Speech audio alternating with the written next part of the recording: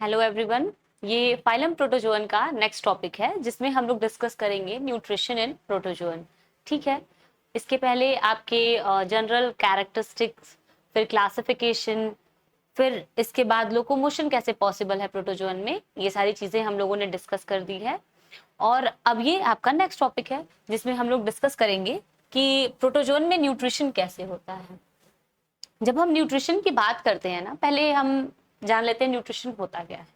किसी चीज को, स्पेशली फूड पार्टिकल को, ऑर्गेनिक फूड पार्टिकल को इनगल्फ करना, फिर उसको डाइजेस्ट करना और एसिमिलेट करना बॉडी में, ये सारी चीजें क्या होती हैं? न्यूट्रिशन होता है। ठीक है। अब न्यूट्रिशन का तरीका क्या होता है, एक बार यहाँ डेफिनेशन से हम लोग और अच्छे से क्लियर हो जाते हैं कि न्यूट्रिशन क्या है। न्यूट्रिशन क्या होता है? इनटेक ऑफ फूड, उसको डाइजेस्ट करना, ये सारी चीजें होती हैं। ठीक है। और उसमें से एनर्जी को एब्जॉर्ब करना, यही आपका न्यूट्रिशन होता है। जब हम न्यूट्रिशन की बात करते हैं तो हर एनिमल्स में डिफरेंट टाइप का न्यूट्रिशन देखा जाता है। जैसे आप अगर प्लांट्स की बात करें तो वहां पे क्या होता है कि फोटोसिंथेसिस होती है। क्यों होता है? क्योंकि क्लोरोप्लास्ट होता है। क्लोरोप्लास्ट होता है तो फोटोसिंथेसिस क्यों हो रही है भाई? क्योंकि वहां पे क्या होता है ना कि आपके जो सनलाइट है, एनर्जी को ट्रैप कर लिया जाता है क्लोरोफिल से। और वो क्या करते हैं, एनर्जी को ट्रैप करने के बाद कार्बन डाइऑक्साइड प्लांट में एयर से मिल गया, वाटर रूट्स ने ले लिया, और आपके इन्हीं प्रोसेस, या कह सकते हैं इसके पूरे प्रोसेस को बोलते हैं फोटोसिंथेसिस। और सनलाइट की हेल्प से ये दोनों कंबाइन होंगे, केमिकल रिएक्शन करेंगे और आपका लास्ट एक प्रोडक्ट बन जाता है। ठीक है। जिसमें कार्बोहाइड्रेट का फॉर्मेशन होता है या किसी शुगर का फॉर्मेशन होता है, और साथ में क्या होता है, ऑक्सीजन बाय प्रोडक्ट निकलता है। ये फोटोसिंथेसिस का पूरा प्रोसेस होता है, जहां पे कहीं प्लांट को मूव नहीं करना है और किसी इन सर्च ऑफ फूड कहीं जाना नहीं है। इसके पहले भी हम लोगों ने देखा था कि एनिमल्स में क्या होता है, लोकोमोशन एक कैरेक्टरिस्टिक फीचर है। क्यों? क्योंकि उनको न्यूट्रिशन के लिए एक जगह से दूसरी जगह जाना है। अदरवाइज प्लांट में जरूरत नहीं पड़ती है क्योंकि खुद में ही फोटोसिंथेसिस हो जा रहा है। तो हम कह सकते हैं कि एनिमल्स जो होते हैं वो दूसरों के ऊपर डिपेंड है अपने फूड के लिए। और प्रोटोजोअन की जब हमने बात की तो हम कहते हैं कि प्रोटो मतलब फर्स्ट और जोआ मतलब एनिमल। मतलब ये ऐसे हैं जो जब अर्थ इवॉल्व हुआ था, जो सबसे पहले एनिमल्स थे यूकैरियोटिक सेल के, वो प्रोटोजोअन्स को ही कंसिडर किया गया। ठीक है। तो उसमें लोकोमोशन देख लिया गया। इसके बाद उनमें भी न्यूट्रिशन का तरीका है, मतलब दूसरों के ऊपर डिपेंड है। तो जब दूसरों के ऊपर डिपेंड है तो हम कह सकते हैं कि किस तरीके से डिपेंडेंसी या फूड का न्यूट्रिशन या इनटेक हो रहा है इन एनिमल्स में। पहला अगर टाइप्स देखना शुरू करें तो पहले तो आपका आता है होलोजोइक। होलोजोइक न्यूट्रिशन होता है। ठीक है। होलोजोइक में जैसे एनिमल के जैसे न्यूट्रिशन होगा, या वो भी तो एनिमल है। ठीक है। या ह्यूमंस के जैसे हम कह सकते हैं ह्यूमन भी एक एनिमल है। तो जिस तरह हम लोगों में न्यूट्रिशन होता है उस तरह ये प्रोटोजोअस जो होते हैं, फर्स्ट एनिमल जिसको बोला जाता है, उसमें भी न्यूट्रिशन होता है। ठीक है। और ये क्या करते हैं, जैसे हम फूड के लिए दूसरे एनिमल्स के ऊपर डिपेंड हैं, दूसरे फूड पार्टिकल्स के ऊपर, ऑर्गेनिक फूड के ऊपर डिपेंड है, वैसे ये भी डिपेंड होते हैं। उसको कैप्चर करेंगे, उसको खाएंगे, ठीक है, डाइजेस्ट करेंगे, खैर वो सारी चीजें। फिर सेकंड जब हम न्यूट्रिशन की बात करते हैं, यहाँ पे एक बार ऊपर ऊपर देखते चले कि टाइप कितने होते हैं।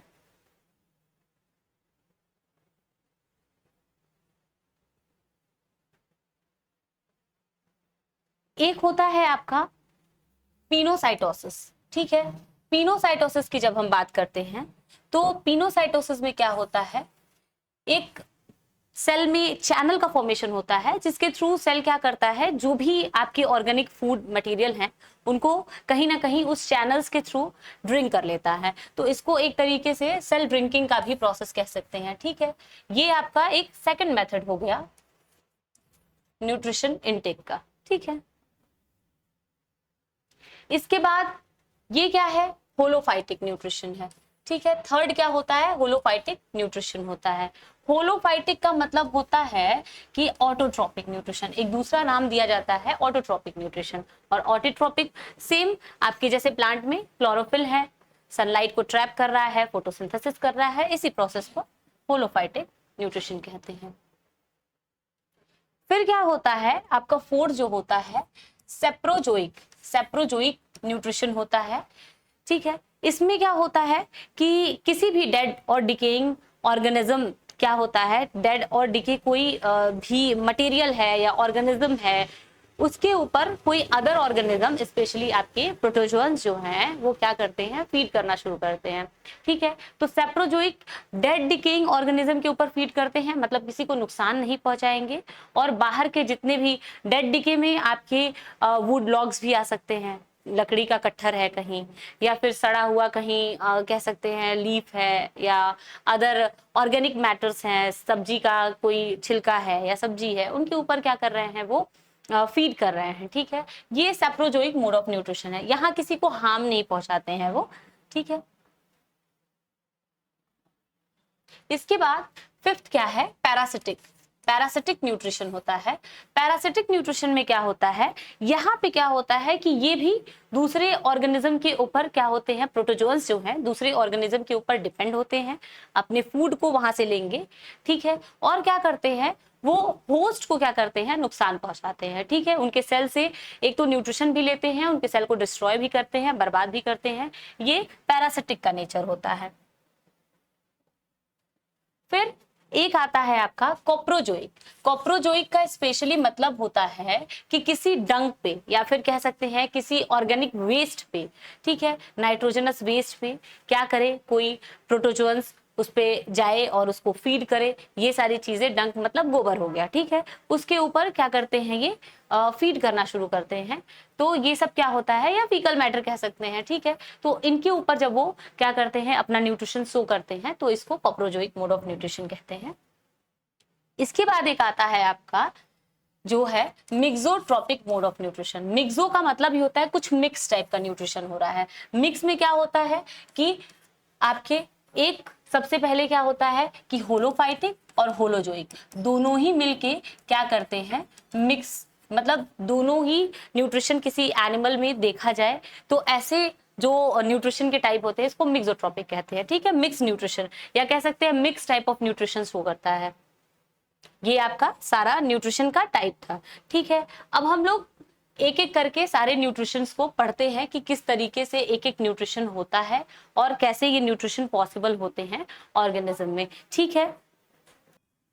एक बार डेफिनेशन से देखिए कि होलोजोइक न्यूट्रिशन कहता क्या है। स्पेशली होलोजोइक न्यूट्रिशन मैंने ऑलरेडी बताया है कि किसी और ऑर्गेनिज्म को पकड़ के खाना, ठीक है। तो ये क्या होता है, होलोजोइक मोड ऑफ न्यूट्रिशन होता है। मेजॉरिटी ऑफ जो प्रोटोजोअन्स होते हैं ना, एनिमल है, तो भाई क्या करते हैं, holozoic mode of nutrition he follow करते हैं, मतलब दूसरे के ऊपर डिपेंड होते हैं अपने न्यूट्रिशन के लिए। और इस मेथड में होता क्या है, कुछ स्टेप्स होते हैं, जैसे इंजेक्शन होगा, पहले फूड को लिया जाएगा, मतलब इनटेक होगा, इनगल्फिंग ऑफ द फूड होगी। दूसरा क्या होता है, जहां पे देखिए सॉलिड फूड क्या किया जाता है, जैसे बैक्टीरिया हो गया, एल्गी हो गया, ठीक है, एक प्रोटोजोन दूसरे प्रोटोजोन को खाए, ठीक है, ये सारी चीजें क्या होती है, उनको लिया जाता है या फिर इनगल्फ किया जाता है बॉडी के अंदर, ठीक है। जैसे ये देखिए इनगल्फिंग हो गया है कि नहीं, तो ये क्या होता है, इनगल्फिंग होता है। इन्वॉल्व प्रोसेस लाइक इंजेक्शन, पहला इंजेक्शन हो गया, इनगल्फिंग हो गया। दूसरा इसके बाद क्या करते हैं, डाइजेशन करते हैं, ठीक है। तीसरा क्या करते हैं, मतलब फूड को पचाते हैं। तीसरा क्या करते हैं, फूड को पच गया फूड, ठीक है, फूड तो एक जगह पच गया, ठीक है। फिर क्या होता है, उसको एब्जॉर्ब किया जाता है, पूरे साइटोप्लाज्म में क्या होता है, वो फूड एब्जॉर्ब होना शुरू होता है, ठीक है। इसके बाद क्या होगा, इजेशन मतलब क्या होता है कि जो अनडाइजेस्टेड फूड है या जो बेकार के फूड हैं, ठीक है, जो पच नहीं पाए हैं फूड, वो क्या हो जाते हैं, बाहर से बॉडी से बाहर निकल जाते हैं, ठीक है। ये फोर्थ स्टेप हो गया। तो स्टेप बाय स्टेप एक देखिए इसको, अगर तो इंजेक्शन में क्या होता है, इंजेक्शन में क्या होता है, लैंग्वेज से देखते हैं, process of food intake, food को इनटेक किए, ऐसा प्रोसेस। टिपिकली क्या होता है, फैगोसाइटोसिस, इसको एक नाम दे, अगर टिपिकल टर्म दे तो फैगोसाइटोसिस कहते हैं, ठीक है। अब देखिए फ्लैजिलेट्स जो होते हैं, कुछ एग्जाम्पल्स हैं, जिसमें यूग्लिना की बात करें तो यूग्लिना को फ्लैजिलेट्स स्पेशली कहते हैं क्योंकि फ्लैजिला होता है।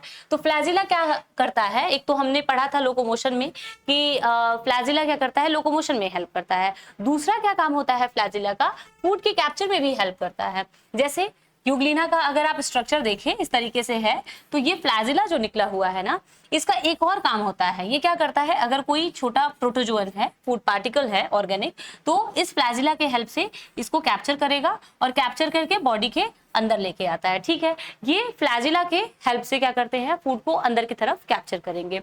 दूसरा क्या होता है राइजोपोडियंस। तो राइजोपोडियंस में आप जानते हैं कि अमीबा, एंटमीबा, ये सारे एग्जांपल्स आते हैं। तो वहां पे क्या होता है, ये सूडोपोडिया का हेल्प करते हैं इंजेक्शन के लिए। ठीक है, सूडोपोडिया का हेल्प करेंगे इंजेक्शन के लिए। अब देखिए होता क्या है, सूडोपोडिया किस तरीके से, मान लीजिए कोई ऑर्गेनिक फूड है यहाँ पे रखा हुआ है, ठीक है, और ये अमीबा है, इरेगुलर शेप का अमीबा है। इनको फूड लेना है तो ये क्या करेंगे, फूड अपने ये फुट जो फॉल्स फुट है, जिसको सूडोपोडिया हम लोग बोलते हैं, इसको बढ़ाएंगे, एक्सटेंड करेंगे। ठीक है, एक्सटेंड करके क्या कर लेते हैं, फूड को कैप्चर कर लेंगे और कैप्चर करके फूड को कैप्चर कर लेंगे। मान लीजिए यहाँ इन्होंने इतना बढ़ाया कि ये कैप्चर कर लिया फूड को। अब ये क्या होगा, फूड सेल के अंदर आ जाएगा और यहाँ से सेल जो होती हैं, जो स्पेस बना था वो ढक जाएगा। ठीक है, या फिर आप अपने आप ही ये क्या हो जाता है, दो मेम्ब्रेन आपस में मिक्स हो जाते हैं। ठीक है, और एक न्यू आपका मेम्ब्रेन वहां पे फॉर्म हो जाता है। तो ये तरीका होता है इंजेक्शन का आपके राइजोपोडियंस में। ठीक है, अगर एक अमीबा का एग्जाम्पल लेके देखेंगे, यहाँ पे देखते हैं पहले सिलिएट्स में कैसे होता है। सिलिएट्स में स्पेशली क्या होता है ना, ओरल अपर्चर्स होते हैं। ठीक है, पैरामीशियम की जब हम बात करते हैं तो ओरल अपर्चर होता है और सीलिया के हेल्प से फूड जो होता है अंदर की साइड जाता है। जैसे आप समझिए ये आपका एक पैरामीशियम है, यहाँ पे क्या होता है, ओरल ग्रूव होता है। ठीक है, ओरल ग्रूव अंदर की तरह जाएगा। ठीक है, वाटर के जो करंट्स होते हैं, वाटर का जो करंट्स होता है, इसके अंदर छोटा छोटा ऑर्गेनिक फूड मटेरियल है या कोई ऑर्गेनिज्म है। ठीक है, वो क्या होते हैं, वाटर करंट के साथ अंदर आएंगे इसी ओरल ग्रूव में। ठीक है, ये क्या होता है, ओरल ग्रूव होता है। इसके अंदर क्या हो जाते हैं, वाटर करंट्स के थ्रू ये जो बैक्टीरिया है या फिर कोई भी पार्टिकल्स है, ऑर्गेनिक पार्टिकल है, इस ग्रूव के अंदर आएगा और ये यहाँ पे सीलिया लगा हुआ होता है। ये सीलिया हेल्प करता है, यहाँ पे भी सीलिया लगा हुआ होता है, पूरे इस ओरल ग्रूव में भी सीलिया लगा है। ठीक है, अंदर के साइड में भी सीलिया लगा हुआ है और इसी सीलिया के हेल्प से क्या हो जाते हैं, फूड अंदर की तरफ मूव करेंगे और यहाँ पे क्या हो जाते हैं, लास्ट में आके फूड वैक्यूल्स के फॉर्म में ये सेल के अंदर आ जाते हैं। ठीक है, अब ये फूड वैक्यूल्स क्या हो सकता है कि जितना बड़ा आपका जितना भी बड़ा ऑर्गेनिज्म अंदर इनगल्फ किया गया है, ठीक है, वो उतने ही साइज का होगा और ये फूड वैक्यूल्स क्या होता है, बाद में डाइजेस्ट होने का, इसी का डाइजेशन होगा। ठीक है, इसी फूड वैक्यूल्स का क्या होता है, डाइजेशन होता है सेल के अंदर। ठीक है, ये क्या होता है, आपके पैरामीशियम में फूड कैप्चर करने का मेथड होता है। सेक्टोरियंस, अब जब सेक्टोरियन की बात कर रहे हैं तो यहाँ पे क्या होता है, टेंटिकल्स होता है। टेंटिकल्स के हेल्प से क्या करते हैं, वो किसी भी प्रे को जब पकड़ रहे हैं तो उनको पैरालाइज कर देते हैं। पैरालाइज करने के साथ साथ क्या करते हैं, उसको अपनी बॉडी के अंदर स्ट्रक कर लेते हैं। कैसे होता है, अब एक एग्जांपल नॉक्टुलेरिया होता है। देखिए नॉक्टुलेरिया जो होता है कुछ इस तरह से राउंडेड बॉडी होती है, यहाँ पे ऐसे टेंटिकल्स लगे हुए होते हैं। ठीक है, ऐसे टेंटिकल्स लगा हुआ होता है, कभी आप किताब में अपने देखिएगा। ठीक है, और क्या होता है, यहाँ के पार्ट को साइटोस्टोम बोलते हैं और यहाँ पे एक फ्लैजिला होता है जो टीथ लाइक स्ट्रक्चर ऐसे फॉर्म कर लेता है। ठीक है, और ये पूरा आपका स्ट्रक्चर है, इसको कहिए आप साइटोस्टोम। ठीक है, ये माउथ का पार्ट है। ठीक है, ये क्या है आपका, ये क्या होता है, टेंटिकल्स होता है। और क्या करते हैं, ये टेंटिकल्स जो होते हैं ये क्या करते हैं, हेल्प करते हैं फूड को इनगल्फ करने के लिए या फिर कह सकते हैं फूड को कैप्चर करने के लिए। ठीक है, और आपके कुछ एग्जांपल्स हैं, या फिर आप ऐसे देखिए, ये जो टेंटिकल्स इस तरीके से निकले हुए हैं, कुछ मर्ज स्ट्रक्चर है। ये टेंटिकल्स क्या होते हैं ना, कि यहाँ पे इनके पास एक टेंटिकल के लास्ट में, ठीक है, प्रॉक्सिमल एंड पे क्या होता है, एक टॉक्सिन लाइक कुछ केमिकल होगा जो सिक्रीट करेंगे, या फिर ये कह सकते हैं टेंटिकल्स के हेल्प से वो क्या करते हैं, किसी ऑर्गेनिज्म के ऊपर अटैक करेंगे। ठीक है, उनको क्या करते हैं, वो कैप्चर करेंगे, अटैक करेंगे और कैप्चर करेंगे। कैप्चर करके इस तरीके से फूड पार्टिकल लेंगे और टेंटिकल को अंदर के साइड क्या करते हैं, मूव करके क्या करते हैं, फूड पार्टिकल को एक डायरेक्शन में अपने माउथ के अंदर, मतलब साइटोस्टोम के अंदर लेके आएंगे। फॉर एग्जाम्पल मान लीजिए यहाँ पे फूड पार्टिकल है, अब ये टेंटिकल क्या होगा, एक प्रोबेस्किस ही है ना, ये निकला हुआ है, एक एक्सटेंडेड पार्ट है, ये क्या करेगा अपने टेंटिकल से इस फूड पार्टिकल को ऐसे कैप्चर कर लेगा, ठीक है, थोड़ा एक्सटेंड करके कैप्चर कर लेगा। अब क्या करता है, टेंटिकल्स को पूरा अंदर, बॉडी के अंदर ले जाके दोबारा से कह सकते हैं मूव कर लेगा, ठीक है, अंदर से घुमा के फिर दोबारा मूव कर लेगा। और क्या करता है, अगर एक सेकंड स्ट्रक्चर देखें, let me erase the board, क्या होगा कि ये आपका सेल है, यहाँ टेंटिकल्स लगा हुआ है, ठीक है, टेंटिकल के प्रॉक्सिमल एंड पे टॉक्सिन है, सिक्रीट हुआ।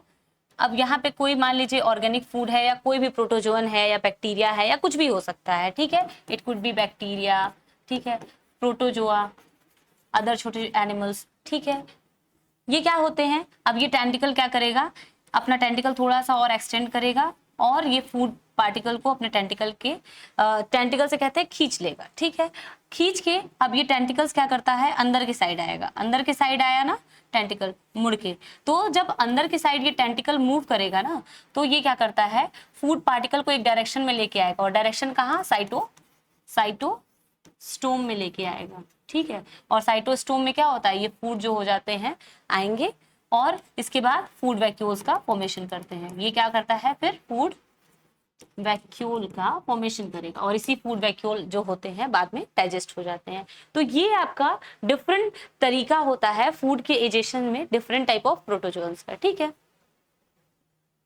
अब क्या होता है कि अब फूड जो है अंदर के साइड आ गया, ठीक है, अब उसका डाइजेशन होगा, मतलब फूड आया, कैप्चर हुआ अंदर के साइड।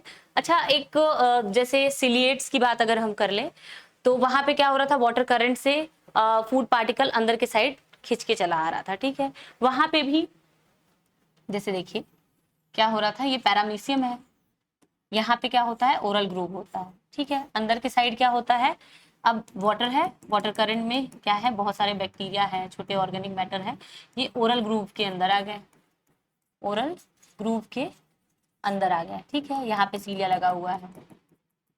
फूड पार्टिकल का अंदर की साइड अब मूवमेंट होगा और यहाँ पे आके मैंने बताया कि फूड वैक्यूल्स में कन्वर्ट हो जाते हैं। ये हो गया ना। वही जो अमीबा होता है, अमीबा में अक्सर थोड़ा सा क्वेश्चन पूछा भी जाता है, जब आप अमीबा पढ़ेंगे तो वहां पे क्या होता है, ये मैं इरेज कर रही हूँ ताकि मैं नेक्स्ट आपको फोटो कुछ बता पाऊँ कि कैसे एजेशन अमीबा में होता है। अमीबा का केस देखिए तो वहां पे क्या होता है ना, जैसे आप एक सेल अमीबा का बना लीजिए, पहले ये अमीबा का सेल है, बना लिया हमने, कोई ऑर्गेनिक फूड है, इजेशन करना है, कैसे इजेशन होता है, इजेशन कैसे होता है अमीबा में, कैसा डिफरेंट तरीका होता है इजेशन करने का। वेट देखिए, जब ये अमीबा को, अगर ये ऑर्गेनिक फूड है, जो भी ऑर्गेनिक फूड है इसको कैप्चर करना होगा ना, तो क्या करता है अमीबा, हम तो जानते हैं कि सूडोपोडिया को फैला देता है, ठीक है, सूडोपोडिया को इस तरह से एक्सटेंड कर लेता है, ठीक है, साइटोप्लाज्मिक एक्सटेंशन शो करता है और सूडोपोडिया को आगे की तरफ फैला लेता है। फिर क्या है कि कई बार इसके फूड कैप्चर करने का तरीका थोड़ा अलग होता है, 3-4 तरीके से फूड को कैप्चर करता है। अगर आप पढ़ेंगे कभी बहुत डिटेल में किताब को पढ़ते हैं तो आपको फूड कैप्चर करने का तरीका जो है, देखिए क्या क्या होता है। एक होता है इम्पोर्ट, ठीक है, खैर डाइजेशन के पेज पे मुझे ये टॉपिक नहीं एक्सप्लेन करना चाहिए, मैं इजेशन पे ही आके इसे एक्सप्लेन करती हूँ, ठीक है, एक मिनट, ठीक है।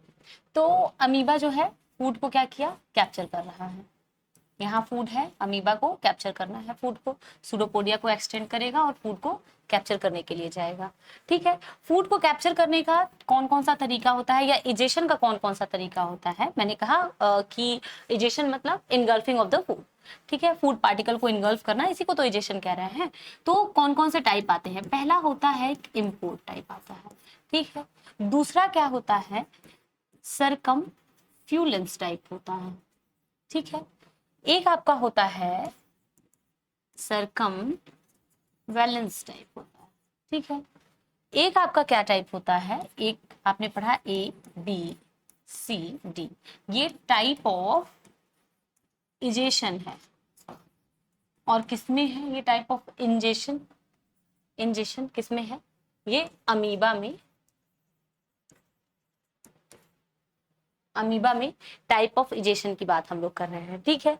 तो क्या है, पहला एक इम्पोर्ट है, दूसरा सरकमफ्यूलेंस है, तीसरा सरकमवेलेंस है, और क्या होता है, वेलेंट बोलते हैं, और क्या एक होता है, इनवेजिनेशन होता है, इनवेजिनेशन होता है। ये आपके डिफरेंट टाइप ऑफ, कई बार ऐसे होता है कि ऐसे आप थोड़ा डीप में अगर आप अपने आंसर को और इफेक्टिव बनाना चाहते हैं तो आप इस तरीके से आंसर राइटिंग कर सकते हैं कि भाई हमने पढ़ा कि राइजोपोडियंस में सूडोपोडिया के हेल्प से इजेशन होता है, इजेशन का थोड़ा मेथड अलग अलग होता है, इजेशन के मेथड जो होते हैं अलग अलग होते हैं, ठीक है। तो हमने इम्पोर्ट के बारे में पढ़ना है, फिर सरकमफ्यूलेंस के बारे में, सरकमवेलेंस के बारे में, वेलेंट के बारे में, और इनवेजिनेशन के बारे में जानना है। आप चाहें तो अपने आंसर में ये ऐड ऑन कर सकते हैं, आप चाहे तो इसको स्किप कर सकते हैं, आप चाहे तो नाम मेंशन भी कर सकते हैं, आप चाहे तो नाम नहीं भी मेंशन कर सकते हैं, कोई बहुत बड़ी चीज नहीं है, ठीक है। इसके बाद अगर हम एक एक मेथड को देखें, इजेशन कैसे होता है, जैसे पहले इंपोर्ट की बात करें तो अमीबा के केस में मानिए ये अमीबा है, ठीक है, इसको कोई फिलामेंटस फूड लेना है या कोई एल्गी या बैक्टीरिया जो भी लेना है, होता क्या है कि हमने पढ़ा था कि अमीबा का जो आउटर मेम्ब्रेन होता है इसको क्या बोलते हैं, प्लाज्मा लीमा बोलते हैं, ठीक है। तो होता क्या है कि ये जो भी एल्गी स्पेशली फिलामेंटस फूड है, ये क्या होता है, डायरेक्ट इस प्लाज्मा को क्या करेगा, रप्चर करेगा, रप्चर मतलब इसको डिस्ट्रॉय कर देगा, ठीक है, रप्चर करेगा, इसको डिस्ट्रॉय करेगा, और ये क्या करता है, फूड के अंदर एंट्री मार लेता है, ठीक है, इसकी एंट्री हो गई फूड के अंदर। अब यहाँ पे क्या होगा, ये पूरा अंदर की तरफ जब चला जाएगा ना, जब पूरा अंदर की तरफ कह लीजिए ये फिलामेंट अंदर की तरफ जब चला आएगा तो यहाँ पे क्या होता है, जो अगर ये समझिए कि यहाँ पे कुछ प्लाज्मा मेम्ब्रेन जो टूट गया था, जो पार्ट टूट गया था ना प्लाज्मा मेम्ब्रेन का, ये जो टूटा हुआ पार्ट है, ये जो टूटा हुआ पार्ट था, अब वो क्या हो जाएगा ना, अपने आप से ही ये चीज क्या हो जाएगी, जुड़ जाएगी, ठीक है। ये इसका कह सकते हैं कि अपना एक तरीका है फूड को इंजेस्ट करने का, और ये आपके आते हैं इम्पोर्ट के प्रोसेस में, मतलब डायरेक्ट इम्पोर्ट हो जा रहा है फूड पार्टिकल्स का इनसाइड द सेल, ठीक है। और किससे हो रहा है, प्लाज्मा लीमा जो हो रहा है, रप्चर हो जा रहा है उसके वजह से। सरकमफ्यूलेंस की जब बात करते हैं, दूसरे टाइप की जब बात करते हैं, तो क्या होता है,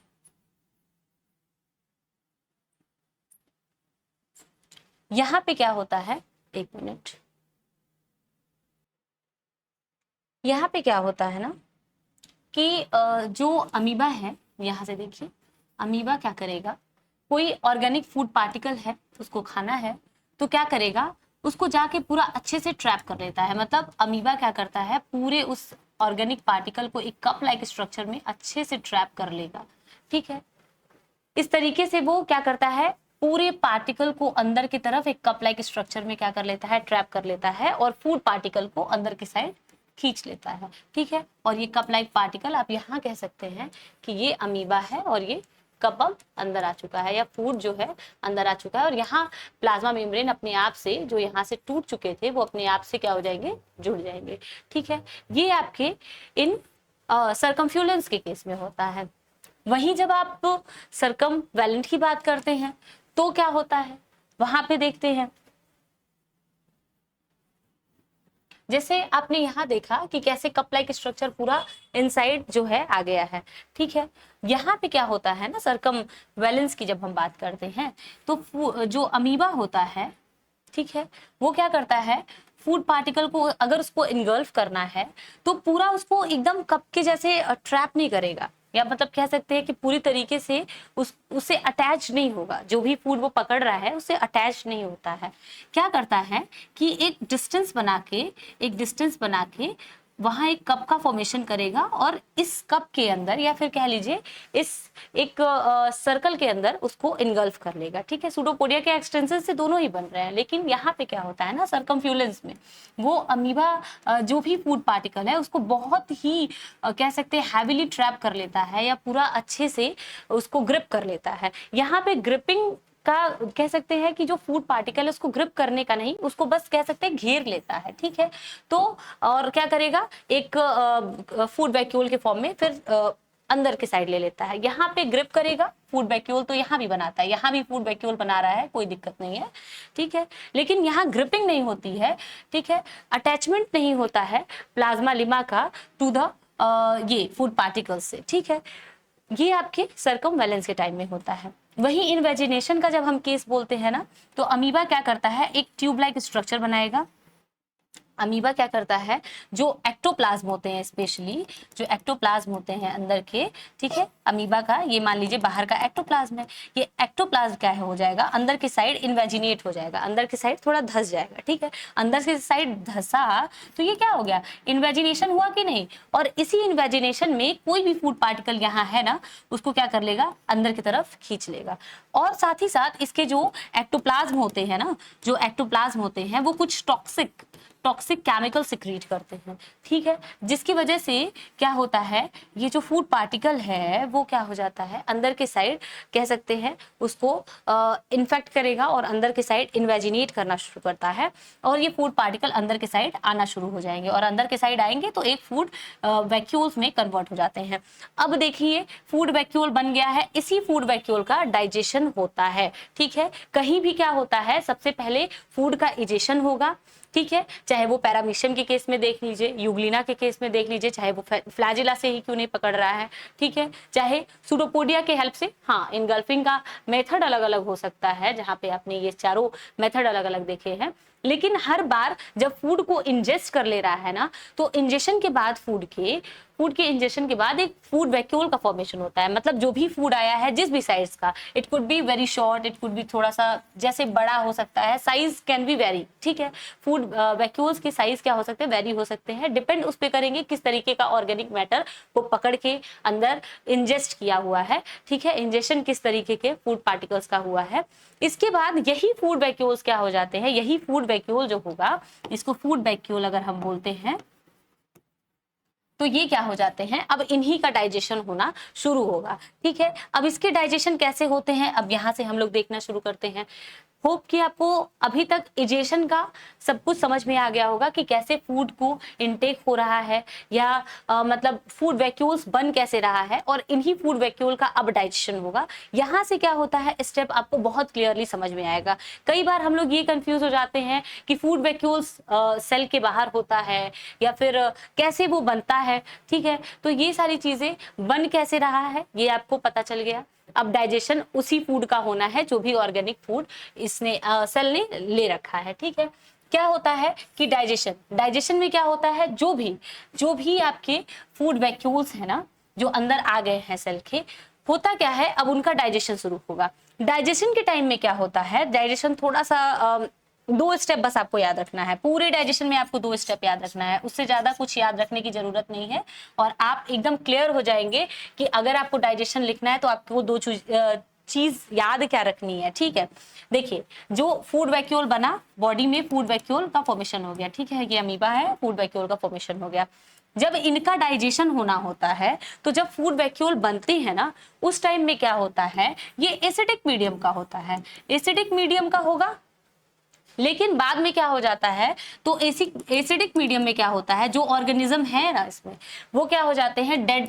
उनको अगर खत्म करना है या फिर उनको छोटे छोटे टुकड़ों में तोड़ना है, डाइजेस्ट करना है, डिग्रेड करना है, डिस्ट्रॉय करना है, तो वहां इस एसिडिक मीडियम का बहुत महत्व होता है, ठीक है। इसी वजह से ये जो मीडियम होता है फूड वैक्यूल्स का, इसको कह लीजिए फूड वैक्यूल, ठीक है, ये क्या होता है, एसिडिक मीडियम का होता है। इस मीडियम में क्या होता है, आपके जितने भी बैक्टीरिया है या प्रोटोजोअन्स है या ऑर्गेनिक फूड जो भी इनगल्फ किया गया है, ठीक है, इंजेस्ट किया गया है, वो क्या हो जाता है, ब्रेक डाउन होता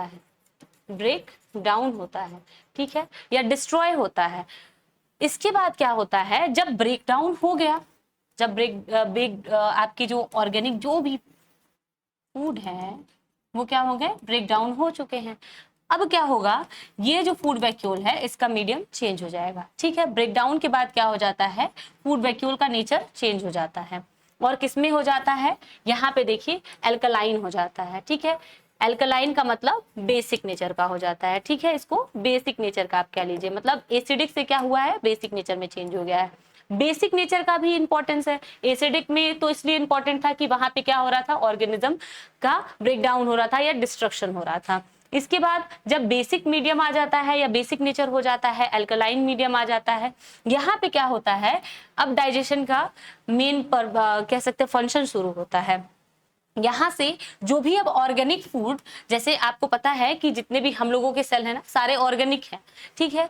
अब क्या होता है कि ये क्या होते हैं, जो भी अब आपके जो बैक्टीरियंस वगैरह खाया हुआ है ना, ये भी सारे ऑर्गेनिक है। फूड पार्टिकल्स जो भी हम लोग खाते हैं वो सब ऑर्गेनिक है, ठीक है। तो ऑर्गेनिक फूड का मतलब आप लोग कंफ्यूज मत होइएगा कि ऑर्गेनिक ऑर्गेनिक किए जा रही हैं तो है क्या ऑर्गेनिक। ऑर्गेनिक का मतलब ही होता है जो आपके लिविंग जितने भी चीजें मटेरियल हैं उनको हम लोग जो खा रहे हैं, ठीक है, या फिर आपके बायो नेचर से जो मिल रहा है, यही आपके ऑर्गेनिक फूड है, ठीक है। ये ऑर्गेनिक फूड क्या होता है, जब डिस्ट्रॉय हो जाएगा या डिस्ट्रक्ट हो जाएगा या छोटे छोटे टुकड़ों में टूट जाता है, इनका जब डाइजेशन शुरू होता है ना, उस टाइम पे क्या होता है कि प्रोटीन का डाइजेशन होगा, कार्बोहाइड्रेट का स्पेशली डाइजेशन होगा, ठीक है, फैट का डाइजेशन होगा। तो ये डाइजेशन स्टेप बाय स्टेप आपके शुरू हो जाते हैं। तो क्या होता है, प्रोटीन का डाइजेशन होगा, कार्बोहाइड्रेट का डाइजेशन होता है, ठीक है,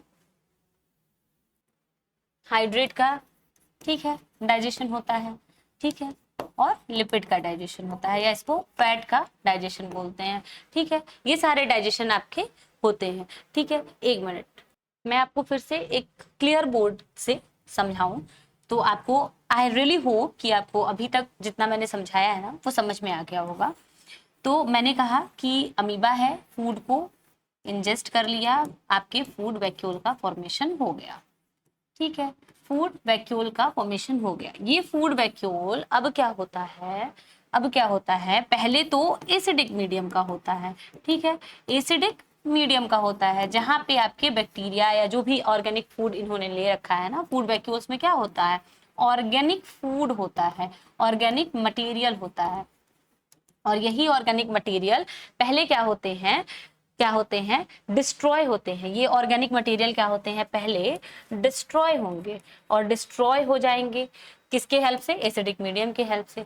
अब ये एसिडिक मीडियम क्या होता है, फूड वैक्यूल का एसिडिक मीडियम बेसिक में या फिर एल्कलाइन मीडियम में चेंज हो जाता है, ठीक है। और यहाँ पे क्या होता है, कार्बोहाइड्रेट, ठीक है, या कह सकते हैं आप शुगर का, ठीक है, कार्बोहाइड्रेट, फिर प्रोटीन और फैट, इन सारी चीजों का डाइजेशन शुरू होता है।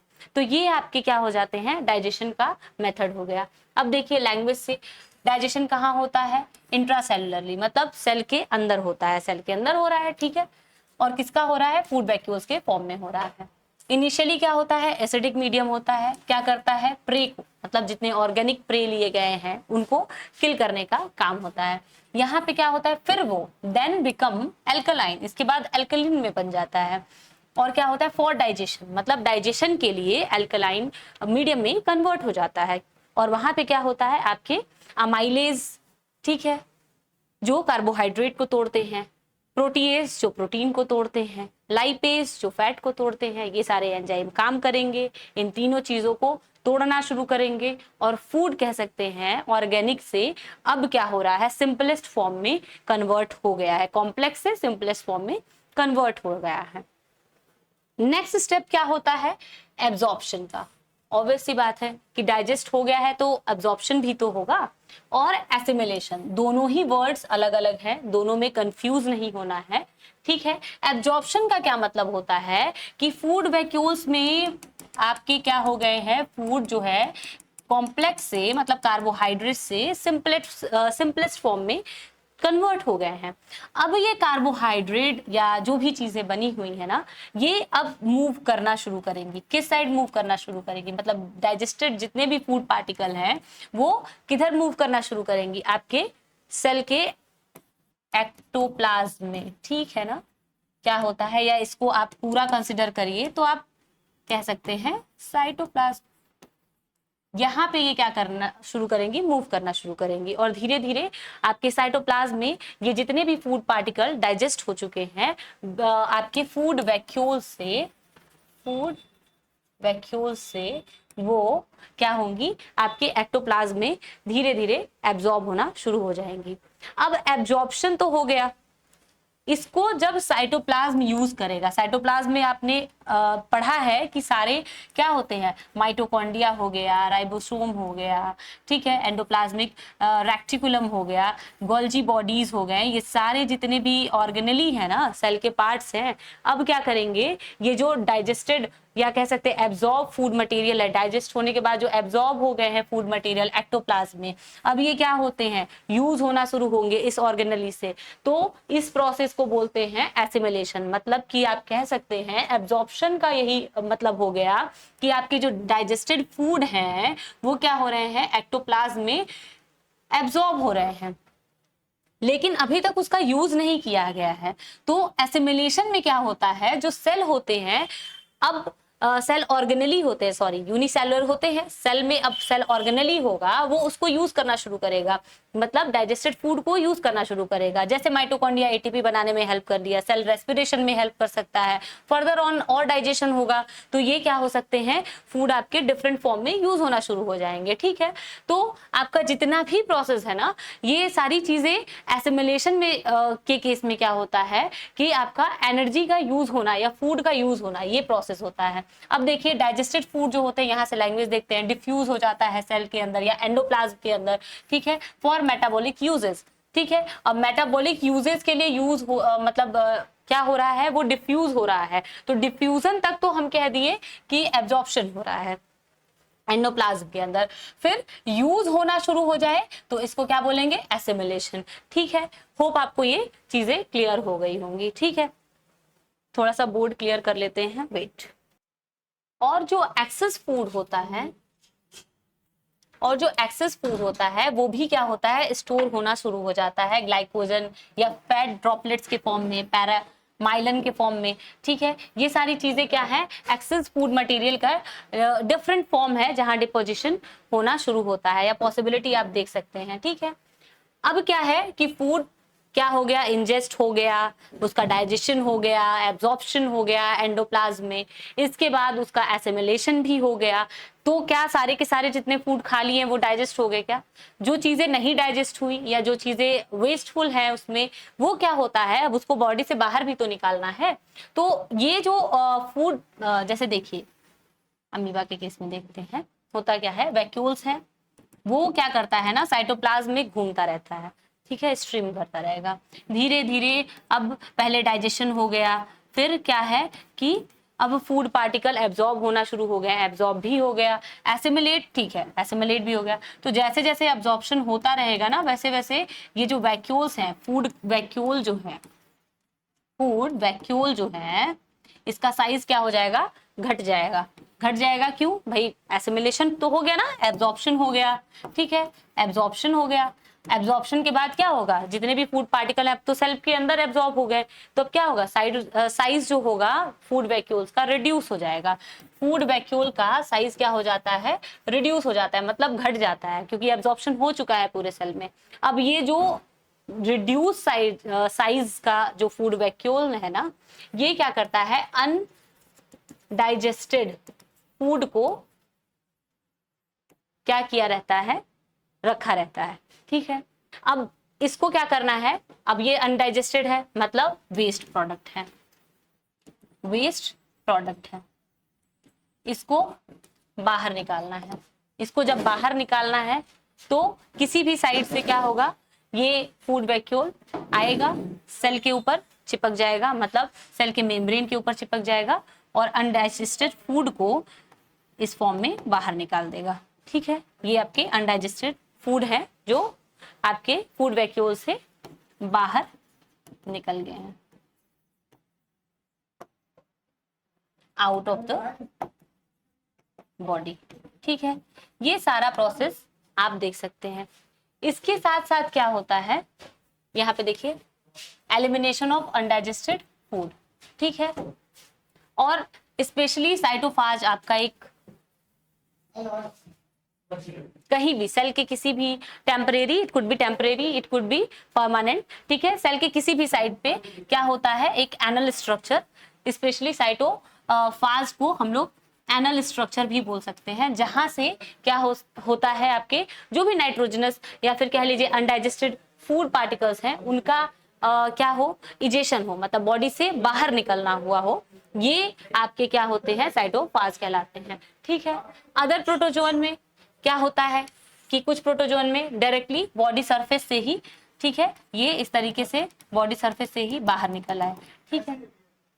तो जरूरी नहीं है कि साइटोफाज मतलब एनल स्ट्रक्चर टाइप का कभी हो, एनल स्ट्रक्चर मतलब टेम्परेरी भी हो सकते हैं, परमानेंट भी हो सकते हैं, या हो सकता है कि हो ही ना बॉडी में। तो ये जो साइटोफाज होते हैं ना, ये आपके क्या होते हैं, एनल स्ट्रक्चर होते हैं, जहां से आपके अनडाइजेस्टेड जितने भी फूड पार्टिकल होते हैं बॉडी से बाहर होना शुरू हो जाते हैं। नेक्स्ट आगे बढ़े, पिनोसाइटोसिस या इसको सेल ड्रिंकिंग की तरह भी बोलते हैं, ठीक है। होता क्या है कि मान लीजिए कोई ऑर्गेनिक फूड है, मैंने कहा पहले ही कि क्या होता है, सेल के अंदर यूनिसेलुलर जितने भी सेल है ना, जैसे अमीबा वगैरह, उसमें क्या होता है कि एक चैनल का फॉर्मेशन होता है, इस तरीके से एंडोप्लाज्म के साइड में या साइटोप्लाज्म के साइड में सेल का फॉर्मेशन होता है, ये सेल चैनल का फॉर्मेशन होता है। ये जो चैनल होते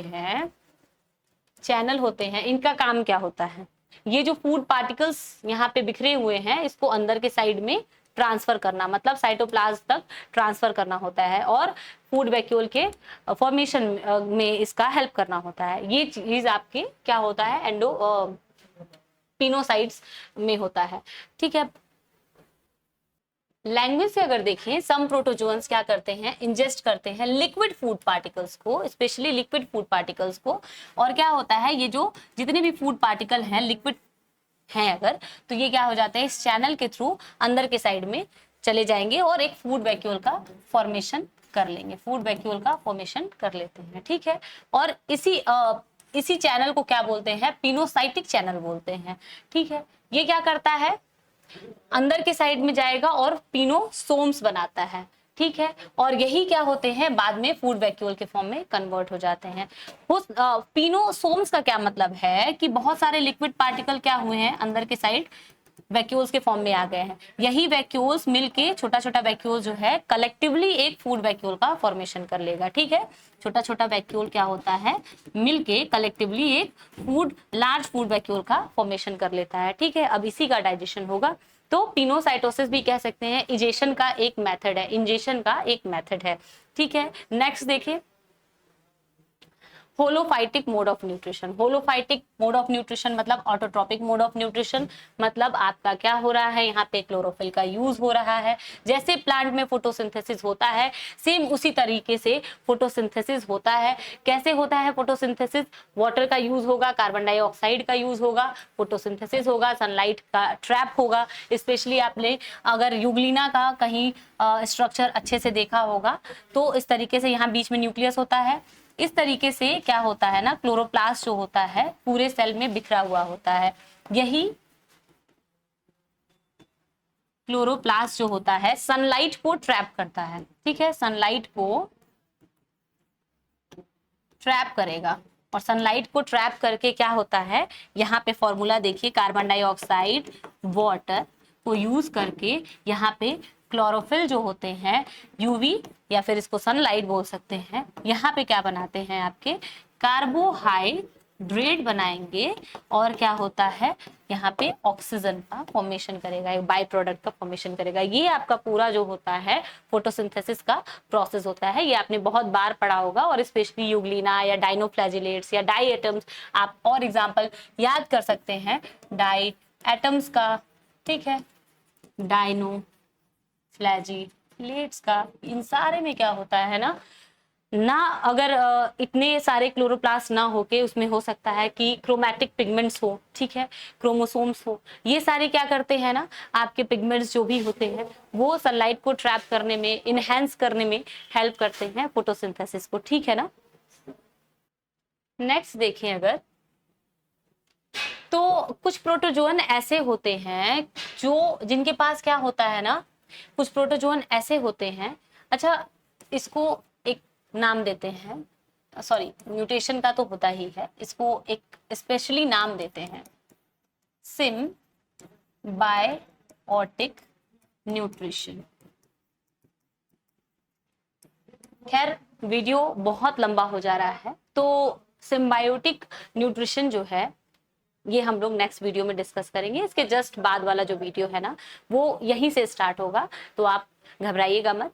और इसके साथ साथ ये चीजें एक और मैं क्लियर कर दूं कि ये टॉपिक जो न्यूट्रिशन इन प्रोटोजोअन है, इसके बाद एक और आपका टॉपिक होगा ऑस्मो रेगुलेशन। ठीक है, प्रोटोजोअन में ऑस्मो रेगुलेशन कैसे होता है, मतलब वाटर का बैलेंस और आयंस का बैलेंसिंग कैसे होता है, ये सारी चीजें जो है हम लोग ऑस्मो रेगुलेशन में पढ़ते हैं। ये दो टॉपिक हैं। इसके बाद आपका जो फाइलम प्रोटोजोआ है ना वो ऑलमोस्ट कंप्लीट है। इसके बाद मैं एक कोशिश करूंगी कि आपके जो क्वेश्चन सीरीज है एमसीक्यू और थ्योरेटिकल दोनों के दोनों क्वेश्चंस के एक पूरा सीरीज लेके आऊं, ताकि आप जो एमसीक्यू कर रहे हैं वो भी आपका क्लियर हो जाए, और साथ में थ्योरेटिकल क्वेश्चन भी आते हैं तो भी आपको कोई टेंशन ना हो, उसको करने का तरीका, कैसे कॉपी लिखा जाता है, ये सारी चीजें उस वीडियो में हम लोग डिस्कस कर लेंगे। अभी के लिए थैंक यू सो मच, क्योंकि वीडियो बहुत लंबा हो जाएगा, इसलिए मैं जस्ट बाद वाले जो है वीडियोज में इसी टॉपिक को कंटिन्यू करूंगी। Thank you so much.